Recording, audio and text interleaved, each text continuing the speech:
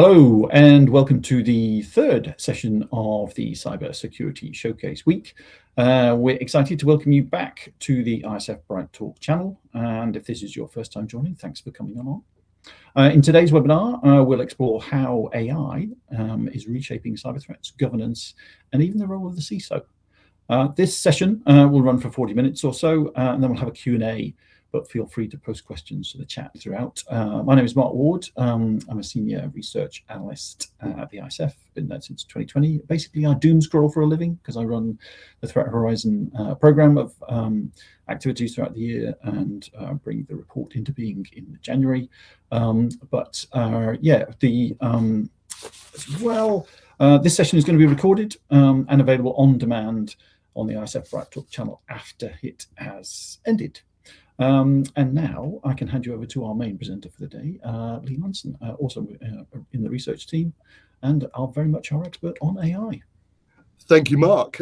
Before I move on and introduce myself, I think I should just point out a security issue here on your bio slide. I'd like to look at your LinkedIn address. Why is that? I don't know. I'm not sure that's entirely accurate. No, I'm going to accuse AI of putting that in there. I don't know how that happened. Not guilty. So my name is Lee Munson. I'm also a research analyst at the ISF. I've been involved in a wide variety of papers. Currently working on identity and access management, which will in time also be looking at the impact of AI. But more importantly for today, I've worked on a series of 5 papers specifically around AI. And so today, in these few minutes that we have together, going to go through this at quite a high level, but what sort of a challenge is AI posing? Something here, Mark and I don't always quite see eye to eye on AI, but I think we're quite aligned on what the threats are. So we're going to talk about what's really keeping people up at night today, and then Mark will give you a few ideas of what might keep you up tomorrow. And then we're also going to talk very briefly at the end about how you can govern all of that. And at the end, we'll have a Q&A session. So get those questions in now. So to begin, why is AI risk different? And I think at this point, I should probably point out that most of the threats AI poses right now, and probably a large number of threats posed by AI in the future, are not going to be anything particularly new. They're going to be variations on all the sort of things that we've seen before. But what's different here is the fact that AI can do everything at machine speed. It's faster and it scales much, much higher as well. And then looking just very slightly ahead, because it's kind of already here, agentic AI is going to amplify everything even further.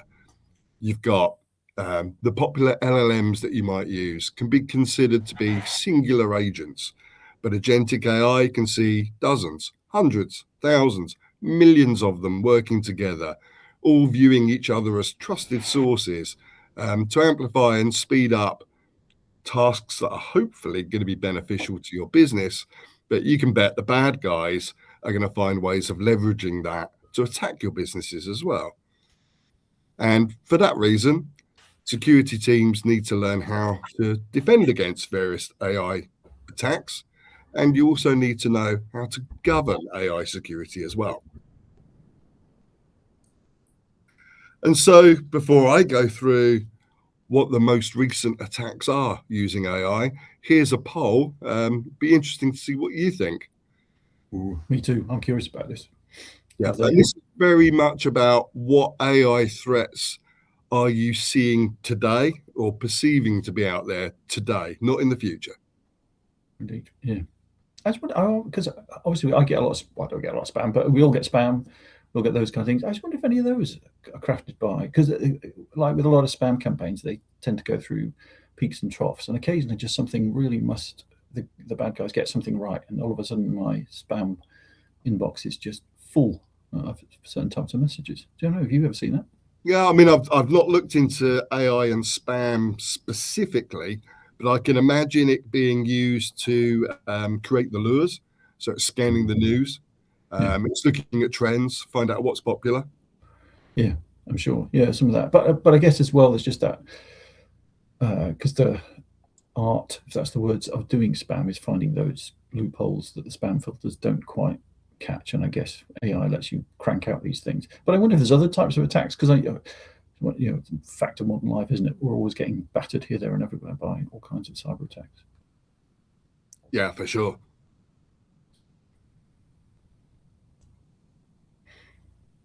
Got a few words coming in. Okay, good.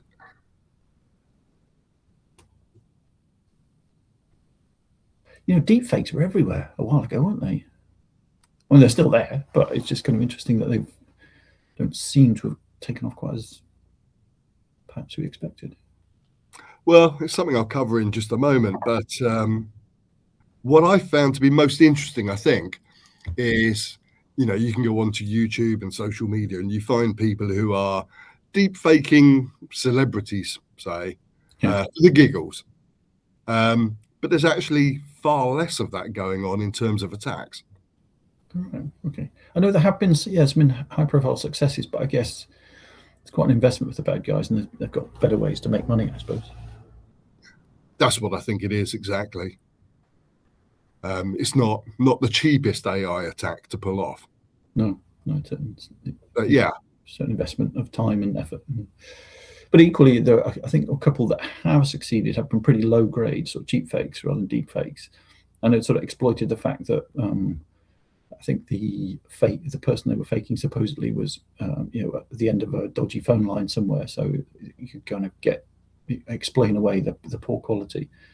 But yeah, I'm surprised it hasn't taken off quicker, because all the tools are incredibly easy to use now. You just need a few seconds of video or audio to make it convincing. Well, you say that, as uncommon as deepfake video attacks are, most of them probably are that lower quality effort. Yeah. However, we are well aware of one company that succumbed to one that was extremely sophisticated. That's true. Where you had, I think it was at least the CEO and the CFO being mimicked. And that led to a $20 million loss. I think it did, yeah.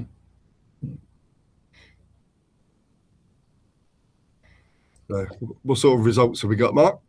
Let's see. So AI created malware 11%, AI enhanced phishing attacks 61%, deepfake audio 5%, deepfake video 22%, and nothing for other.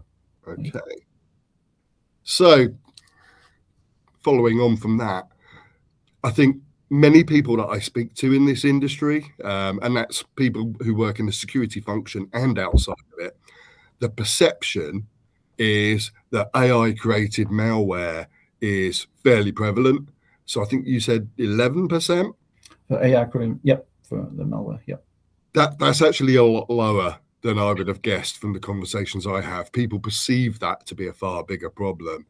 In reality, while that is out there, we're only aware of literally a handful of cases where it's actually been deployed in the wild. It's been specifically aimed at companies in the financial services sector. It's been poor and it's been easily detected. You've then got a lot of people, and you know this as well as I do, who are extremely concerned about mythos and how it can unearth vulnerabilities that you may not be aware of that could have been there for years or even decades. Yeah, I think we should say, for those that don't know, Mythos was created by Anthropic. It's a sort of cybersecurity specific LLM that supposedly can look through those code bases, do a lot of clever thinking, and come up with lots of vulnerabilities that have never been seen before, can chain them together and kick off those attacks almost instantly, or like you say, at machine speed. OpenAI has its own tool, and there are lots of other kind of smart startups doing similar kinds of things as well. So they've got a lot of press recently. So yeah, that's not surprising that people think that's potentially going to be a problem. Yeah, and I can understand that thinking. However, and this is very much a personal opinion, I think Mythos is more hype than function. I think AI and hype? No. I know, Really? right? I know. Shocking. Could even mention that FUD phrase as well, I think. I don't think this is as big a deal as people are making it out to be. And on the next slide, I'll come back to why I think that could be.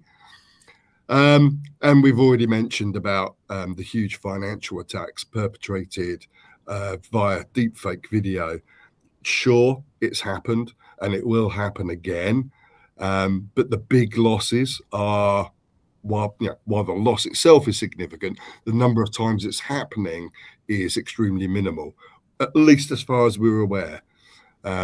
Should point out that, I think most companies, if they're attacked in this way, would not want to share that information. And certainly in some jurisdictions, they may not be compelled to do so. But as far as I'm aware, this is not happening very often at all. So what is actually happening? And I think from the numbers you gave me, the most popular was AI enhanced phishing attacks. It was, yeah. That is absolutely the case.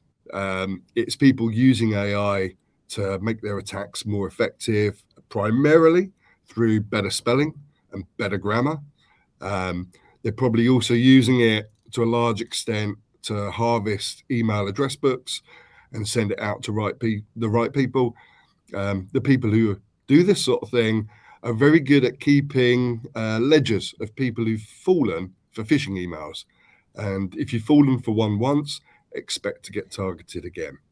I think as well, I imagine they are crafting the whole campaign better. So they might target a group of people, and then AI will be good at handling the interaction, I suppose, because phishing often isn't just a case of, some of it is just that urgency and click here and then boom, you're compromised. But some of them are slightly more long term. So I guess, are we seeing that as well? Sort of just the AI handling those kind of things? Yeah. So, you wouldn't know it, but you respond to one of these and you're effectively conversing with an AI chatbot that appears to be human. Yeah. And, from your perception point of view, you feel like you're speaking to a real human. So it becomes that more convincing. Yeah. Because I think the poor spelling and grammar in phishing emails was a kind of filter mechanism, wasn't it, in some respects, that just, if you can't spot those, then you're probably a good victim. Well, not a good victim, if you see what I mean, but they're more likely to be a victim. Whereas with these, it's that pool of victims just expands, I guess.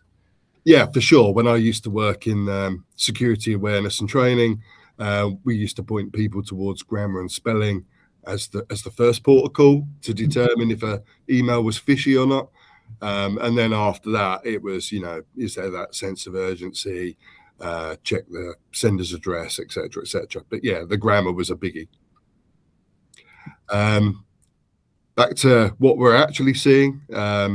It's the accidental or deliberate leaking of sensitive information via LLMs. That happens far more often than companies realize, I think. Most of it could probably be classed as accidental, but there is always that slight risk of insider threat as well. Another big problem organizations are telling me about is vibe coding. It's potentially a great time saver. I can see why organizations would do it. And when it comes to the risks posed by this, it's not that casual person in the office who never codes vibe coding their way to an AI disaster. It's typically the actual coders who are lulled into a false sense of security, perhaps. So that's an interesting one. Yeah, because I always thought a lot of those Copilot type tools are the developers are the ones that are using those. I know that's the case because I've read some great sort of blogs and testimonies about developers changing their working habits via those tools. Sometimes for the better, but often I think it is quite seductive, and it does lead them down to places where they suddenly go, "Oh, what have I done?" And then good luck rolling that back or unpicking what exactly you've written. Yeah, faster, easier, the dark side they are, right? Yeah, yes, indeed. I get my Star Wars quote in there. That's right. And then not on this slide, but we obviously mentioned about deepfake video attacks, which attendees have said they do perceive as being a problem. Deepfake audio is the one that is actually on the rise. We were discussing this just before we came on. You were speaking to some guys in Canada, weren't you, about this? Yeah, it was the sort of Google Mandiant end of year summary of all the problems we've seen, and phishing, that voice phishing, really starting to become a problem. I think because it's sort of, it's better than text because you've got a voice, and it's easier to fake, and you can do that real time sort of changing of it, altering, adjusting it to match, that conversation. So you're just increasingly sort of led by the nose, going. I suppose as well, the other side of this is you get those kinds of calls, you're thrown off your sort of off guard a bit by them. Sort of, what am I getting? Well, how do I deal with this? And then some of those defenses just disappear, and that's what they capitalize on, unfortunately. And of course, from an attacker's point of view as well, it's a lot cheaper to execute. True. And I remember, I think it was Info Security magazine last year. I'm not sure I agree with the figure, but perhaps people can delve into it. I think they said something like 1 in 7 people in the UK has been the recipient of a deepfake audio attack. Ooh. Does sound high to me, but I could be wrong. Maybe it is right. Yeah, I mean, I'm surprised it hasn't grown more, because we've certainly seen some of those horrible ones. Sort of, you get a call from supposedly a relative or child saying they're in danger or something like that. I mean, that's the start of it all. But yeah, I'm sure in business terms, there must be many more ways in which you could exploit people and cash in. Exactly that. I mean, like everybody, I've had hundreds of those, text messages, supposedly from my kid. I almost exclusively just bin them off and ignore them, but sometimes I reply back and say which one, which always proves tricky for them. Yeah. But if it was a voice one, that would be far more compelling, I think. Yeah, though there was supposed the other side of it is that, I don't know about your kids, my kids are sort of early 20s, they never call anybody. So the voice calls are very rare with them, and they never use voicemail. They can't leave voicemail. And so there's a defense there, I suppose. But equally, things occasionally have got so bad that the only option they've got is to call. So in some senses, if I do get a call that's supposedly from one of them, I'm probably going to be worried because I think it's pretty serious. Yeah, to be fair, my kids are pretty much in their 20s and exactly the same. Bloody kids. So that's kind of the state of play right here, right now, today. If we look out a few months to a year, what are we seeing? Already mentioned the deepfake audio attacks, prompt injection attacks are coming, poisoning of training data. This one's already kind of happened a little bit. The name of the site escapes me right now, but it's one of these sites where you can use images and AI to create new images. And they were worried about original artists being ripped off. So they actually poisoned their own training data. So you could go on there and say, give me a picture of a cat, and it would generate a glorious and accurate picture of a pig or a cow or something like that, just to make the example obvious of what they were doing. So that's quite interesting. Yeah. And then you've got the various models out there. And I've said that they're debatably malicious because I think a lot of this is perception. So for us in the UK, we might look at something like DeepSeek or OpenClaw with a high degree of suspicion because they're linked to China, whereas somebody in China would probably think there's no way I'm going to use ChatGPT because it's linked to the US. So it's all in the eye of the beholder. But certainly when you're using these public models, you do need to consider who's behind them and what they might potentially be doing with them. Yeah, I mean, that malice as well takes many forms, because some of it is because the models aren't very good or complete, but also censored in all kinds of ways that some power somewhere wants them to be censored, or pushes particular points of view, or indeed ignores other points of view. So I think there's that side of things, and certainly that the prompt injection is interesting as well, because there have been in a couple of cases just endless prompts put into some of the models to try and effectively steal them, and not just thousands, but millions of prompts, and clearly a sort of brute force scraping attempt to try and understand what's behind there and just nick it. I think, and that's going to be interesting interesting in certain senses for organisations who run their own big models. Can the bad guys get at those? What can they do? What will they reveal? Because in Canada last week at the chapter meeting, there was a couple of bracing stories about agents being used internally, and just the agents were, or as one of the presenters said, the good thing about agents is they never give up. You sort of ask them to do something, and if they can't do it one way, they'll find other ways. They have resources. In some cases, they have resources they can call on, and that's involved quite a bit of embarrassment within companies at quite high levels, because the agents have found things, or the models have included data or information that the powers that be were not shared with the entire workforce. So yeah, there's some of these are starting to crop up already in small ways, for sure. Yeah, so that kind of covers, where we are right here, right now, and also where we'll be in the next few months or so. And sort of to wrap up, AI is taking existing attacks that everybody should be well aware of and have controls and mitigations in place for, and enhancing them to a degree. The real sort of scary stuff, if we're ever going to see it, is probably a little bit further out there. Which brings us to our next poll. What do you think will be the biggest security threats posed by AI, not today, but in the next 3 years? And this isn't necessarily direct cyber risk either. So we've got the AI bubble bursting, unexpected collaborations between agents, fragile software, good old cyber criminals. They're well motivated, they're well financed, they're annoyingly good at their job, unfortunately.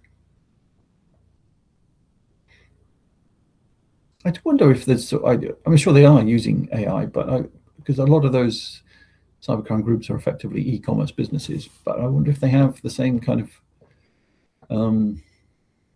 if it's having the same kind of effect on them, in the sense of sort of how it's changing what they do, or whether they are sort of, because if nothing else, they watch the bottom line, and some of them are very loose collections of individuals. So yeah, I wonder if it is, how that's affecting them. Yeah, it's an interesting thought. I'm still spending some time on the deep web every now and again. I'm looking for AI attack kits as a service. Haven't really seen them yet, but I think we will. Yeah, I think there have been with some early hints that they were out there, but they weren't very good. And the types of things they were supposed to do were, again, like you said before, easy to spot and easy to defend against. It wasn't like there was, and that was another factor in the sort of Google Mandiant roundup of attack stats. They said those threats from AI native attacks, i.e., things that only AI attacks that only AI lets you do rather than AI enhancing existing attacks, was a tiny percentage. It was much more the type of things we see, the phishing, etc. Those tried, trusted ways of the bad guys can make money. They're doing more of that faster, unfortunately. Ooh, interesting spread of results. Do you want me to go through it? Well, we're actually going to morph away from my AI research into your threat horizon research here. So take it away. Well, yeah, it's interesting because Lee and I have a different point of view about the AI bubble. I do think it's going to burst at some point. And indeed, one of the themes for the report was based around sort of it either booming or busting. But Lee, you're less skeptical than me, I believe. I think the AI bubble has only just begun. I think we're on, if it's going to last a year, we're on day one. All right. I think that early in it.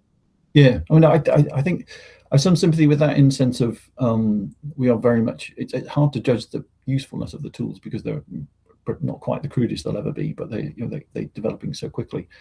But it just the amounts of money committed to it, and it makes me worry that a bust is coming. But also experience the dot-com crash, a huge number of very well-financed companies that drove that crash did not survive. To be fair, I can see a similar scenario. I'm not talking about a recession or a huge crash, but I think there will be a big correction. And when we come out the other side, we'll be looking at 2, 3, 4 huge companies that are completely running AI across the world. Yeah, I think there'll be some consolidation. Yeah, and as you pointed out, some of that funding for these things, which perhaps is a bit of a protection, comes from the cash reserves of those enormous tech firms. It isn't just raised on stock markets and aren't debts to pay for them, but just still, just the amounts involved are huge. But it's interesting that the top one is fragility of production software created with AI, 29%. It's interesting. Oh no, sorry. Cybercrime groups develop super smart offensive LLMs. That was 35. Sorry, crept up on me there. And then unexpected collaborations between AI agents shut down the web, 23, and AI bubble, 11%. So yeah, we've one of the themes in Threat Horizon this year was to do with cybercrime and AI. Sorry, one was cybercrime, another was AI. And three particular threats that we pulled out as indicative of what's going on. That first one, their overuse of AI diminishes necessary critical thinking skills. That's got a lot of people really worried because, as we alluded to in the previous slide about vibe coding, but also just the way that those AI copilot type tools change the way that some of those senior developers, very experienced code creators, do their job.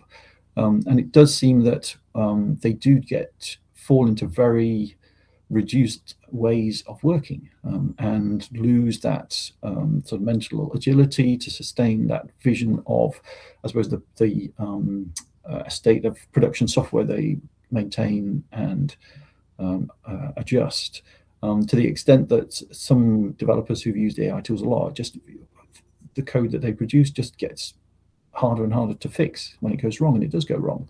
So I think that's an interesting one because it's quite subtle. Again, it's sort of again, having read quite a few of those testimonies from developers, they've been quite shocked and surprised that sort of 6 months down the line, oh, I'm producing so much software, and then when there's a bug, going into the rat's nest of code and trying to understand where the bug happened and what the dependencies are and how you unpick it, it's just become really, really difficult. I don't know if you have any sort of friends in the developer community, Lee, that report similar kinds of things, or just that's like pernicious way those copilot tools are changing them. I'm a techie. I don't have friends. Lots and lots of people you've never met, but you're sure you actually exist. Excellent. And then the next one, AI agents tricked into surrendering access to criminal hackers. Again, this one interesting because those agents are turning up within a lot of organizations. And that was something that struck me last week. Again, just conversations with ISF members in Canada. Quite a lot of their organizations committing very heavily to AI and agents. And at one point, I did want to say, why? Because if this is introducing so many security problems, why would you do it? And the answer seems to be, well, if we don't do this, our company will fall behind everybody else. And it's that fear of falling behind. I'm sure we'll make it work and it can't be as bad as you think. And then it's like, yeah, that's kind of wishful thinking, unfortunately. But we're definitely seeing those AI agents being compromised because some of them reach out beyond the organization. They have access to all kinds of things that you probably didn't realize they did. And the bad guys are getting good at nudging them into surrendering those kinds of secrets. And I think you've done some work on agentic AI as well. Lead me to that chime with some of the things you've seen. It does, but to go back to an earlier point you made there, I was speaking to one of our members yesterday. They're part of a massive multinational company, and they were pulling their hair out, what little they had left, because senior leadership was moving so fast into AI, especially the agentic stuff, and yet they didn't really understand what it was, why they needed it, and what they could do with it. So, even from a security perspective, it's important to push back as well. I think so. Yeah. I mean, I guess we'll cover some of this in the government side, but yeah, I think that sort of, that's what InfoSec is there, to warn about the risks. And the organization can take those risks on if it wants. But yeah, I think it does come back to that governance. And then final one, very much on that mythos theme, AI tools make it easy to find vulnerabilities in an organization's attack surface. I think if we go to the next slide, I think we did want to point out sort of that, there is some skepticism about Mythos and similar kinds of tools. It may not be that Mythos itself does finds all these vulnerabilities, but there are a lot of other organizations, startups, etc., working in that space. And if it isn't Mythos that does it, then there could be other tools that do find a lot of vulnerabilities. And I think that patch management is probably going to become a big problem Again, conversations last week with members, they're very worried about suddenly having a huge amount of work to do on vulnerabilities and missing the one that the bad guys exploit, because chances are they'll try and exploit a lot of them. And it just, I think that is going to have to keep an eye on that, how well you do on patching, managing vulnerabilities, and understanding where some of those problems are going to emerge first. I mean, which is a very, very difficult job. And I think when it comes to these AI tools, if there's one certainty, there's going to be a lot of uncertainty. Yeah. I've been watching the various LLMs as they come out and the tools, and there's some sites I go on where they kind of keep leaderboards. Which one's the best, which one does that thing quickest, whatever it is. Yeah. And the one thing that's constant is the leader changes almost weekly. Yeah. So you can bet there'll be a new tool out next month. Yeah, I think that's it. Yeah, there's no certainty there at all. Just what's the newest gig in town kind of thing. Yeah, I think that's another problem for organisations. Which AI horse do they back? Because often some of those things will just get bogged down. Because that's the other problem with AI is just we don't know where it's going. It's happening so fast. I think that's definitely a problem. But the one thing we're really not seeing is those cybercrime groups developing that super smart offensive LLM. It's just not there. If they are using LLMs, I guess they're adopting some of the ones that exist already, burning up those tokens. But we're not seeing those. I think some of the skepticism around Mythos was to do with the way that Anthropic presented it, claimed all kinds of superpowers for it, finding vulnerabilities and exploiting them. But if you dig into the report, actually it didn't. Most of what it did demanded some human intervention or assistance. But that's not to say it wasn't useful once it did that. But there needs to be some skepticism about the way it works. But there's quite a lot there that certainly, as professional doom scroller and Threat Horizon admin, I'm keeping an eye on all this to see where it goes. So, tying all of this together, we now need to talk about AI security governance.